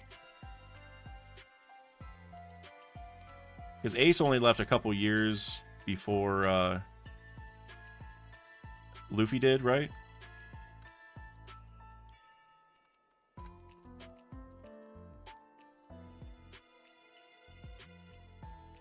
Yeah, so he left like 2 years before Luffy, so it wouldn't have been, yeah, it was like because now we have kind of a time frame where Shanks fought Blackbeard 15 years ago, right? Yeah, or like maybe a little bit more than that, like 15 and a half or 16 years ago. Well, this is 15, so I don't know if he'd have the bandage on that long. So probably like a month or less before this, what we're seeing right here. And the scene does feel like Shanks is like new, right? Like it feels like he just got there.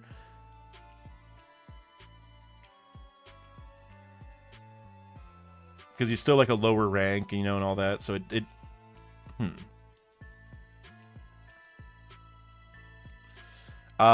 Ellie, you said, I bet Blackbeard has something akin to Hakuba or Cavendish. I definitely agree. 100%.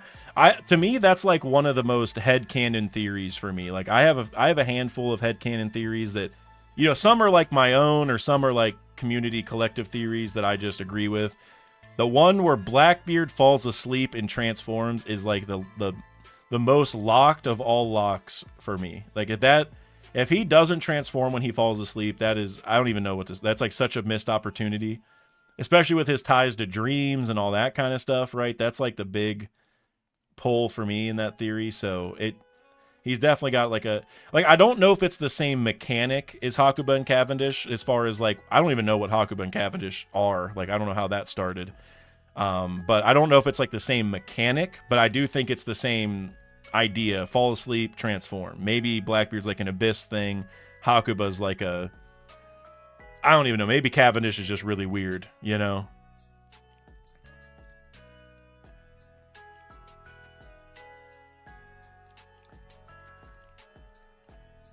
Michael Kennedy said, "Do we think he allowed Blackbeard to scar him, or not? Is the real question."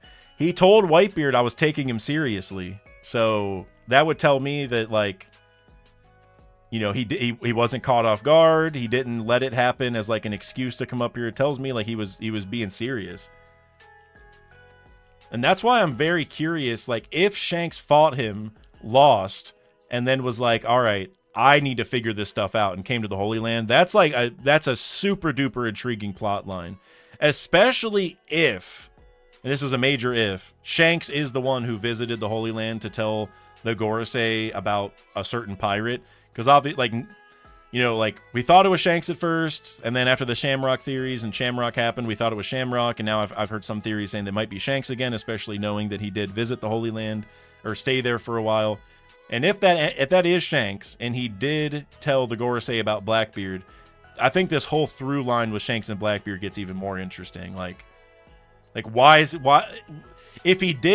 if he got scarred by him, but didn't tell them about it while he was here, because he was, you know, trying to just, you know, act in secret and figure out the secret so he could go beat him or whatever, then it's like, why is he coming back and revealing that at the end? It's like, did he come to the conclusion he can't beat Blackbeard, and so he's just like letting them know, like, y'all need to stop this guy? Like, what? I just feel like there's so much there, you know. But all right, guys, I think we're gonna wrap up the stream here. We're almost at 2 hours, dude. That's no, that's not real. It is actually real. We're almost at 2 hours. That's insane. That's not even that. It feels like it's been 45 minutes tops. So thank you guys for the great discussion. Genuinely shocked it's been 2 hours. It's already 5:30. That's insane. Well, thank you guys, everyone, for being here. I'm glad we had a great discussion. Glad we could get through the super chats. Really sorry again about what happened yesterday with the stream cutting out and all that stuff. Really apologize. Hopefully that doesn't happen again. I don't know. You know, my internet did not cut out. It was just the Streamlabs YouTube side of things. I don't know, but hopefully it gets better. And if you want, definitely go join the Discord and continue the discussion over there. Or also go follow me on Twitch, because I will be gaming. I don't know about tonight, but I really want to stream some Arc Raiders soon. I've been playing that a lot. I'm like very addicted to that game currently. I also still want to stream some old school RuneScape sailing. I'm not like at a fun part to watch, and I've been trying to get to a fun part, but we're almost there. But Arc Raiders, maybe I'll stream. So thank you guys either way. Appreciate you guys for being here. We're also, we don't have a break this week, so we'll be back to react on Thursday or Friday for Chapter 1168, which I'm sure will be just as peak. So anyway, thank you guys. I really appreciate it.